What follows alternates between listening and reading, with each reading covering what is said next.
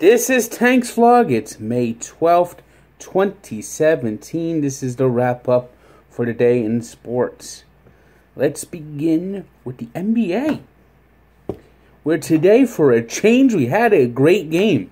I mean, this playoffs has been as boring as dishwater. I mean, it's gotten so bad, this playoffs, that Charles Barkley, sitting in Turner Sports in the green room there, waiting for the post-game show and the halftime show, has been watching the NHL playoffs like the rest of us have. Well, tonight, there is no need. The NHL game began a little late. It was on the West Coast. And that game tonight in Washington between the Boston Celtics and Washington Wizards was one of the best games of the playoffs, as the Wizards continued a home court trend and forced Game 7. Now, and this series has been pretty bad. I mean, the first 5 games were unwatchable. They were blowouts. At the end of the games were not competitive. The Wizards had their good starts in Game 1, Game 2, but the Celtics came back.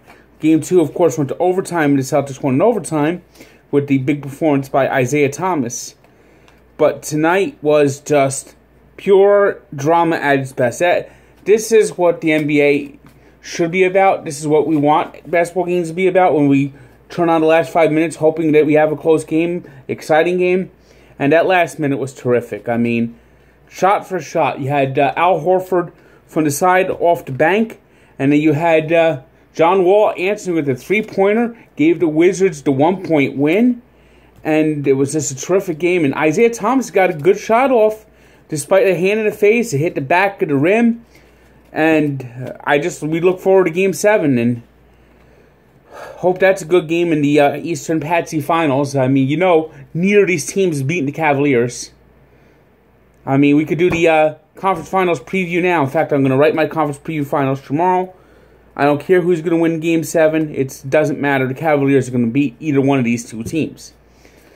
But it was good to see a nice, exciting game for a change in what has been a boring NBA playoffs. Meanwhile, the NHL tonight, the conference finals got underway in the West, and we had what you have every night in the NHL, a terrific game. Ducks, Predators went to overtime, and it was a close battle throughout. The Ducks got the first goal, the Predators answered. Predators took the lead, and the Ducks answered. And then you had the Ducks, they looked like they seized momentum. They seized momentum in the third period, and it was big. They killed off a 5-on-3 power play, and you thought for a second here the Ducks are going to find a way to win this game. But Pekka and the Predators defense kept the game tied, and in overtime the Predators got their legs back, and you could tell the difference. The Predators had their legs in overtime. The Ducks didn't. Ducks had to play a 7-game series.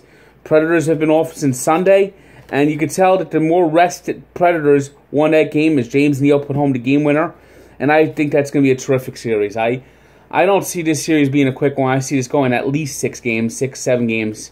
I do like the Predators to win the series, but I think it's going to be a terrific game, terrific series throughout. And now, to the Mets.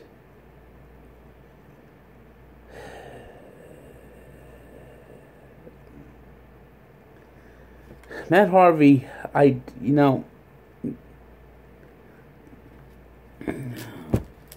he had his good points, he had his bad points, but this is not Matt Harvey. This is not the Dark. He is not the Dark Knight anymore. He's Harvey Two-Face.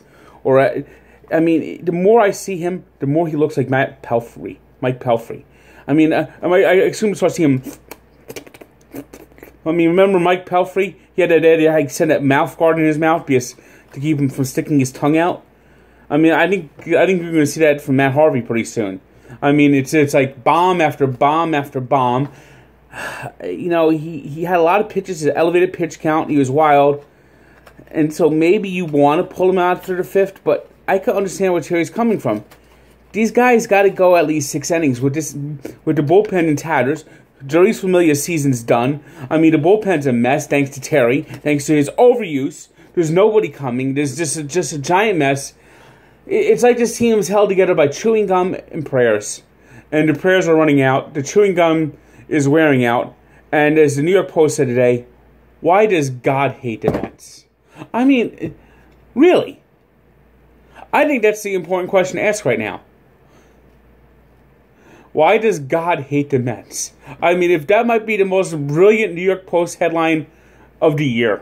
I mean, it's something that's going to be framed in office. The back page. Why? And it with Mr. Met, like, on the side of it. If you haven't seen it, you got to see this. Evan Roberts tweeted out earlier today. It would just...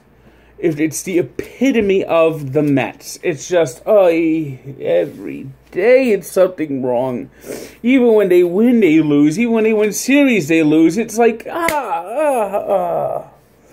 know, it's just like, what do the Mets need to do? What do the Mets need to do? You know, I firmly believe the Mets could go into a time machine. Kidnap Lou Gehrig. Kidnap Babe Ruth.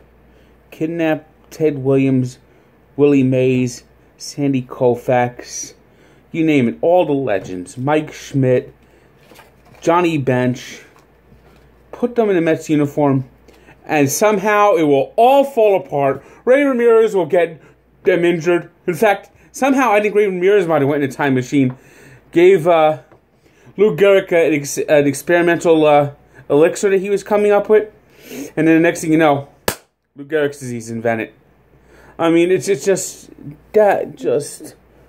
like a headache. It's like a nightmare. It's like every time you watch this team, it's a nightmare.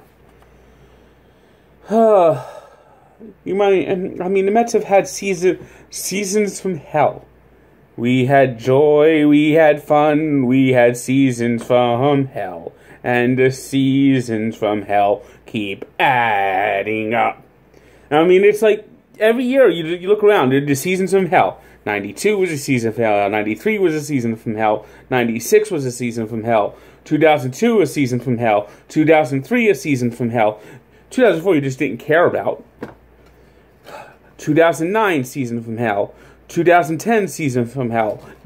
September 2007 season from hell.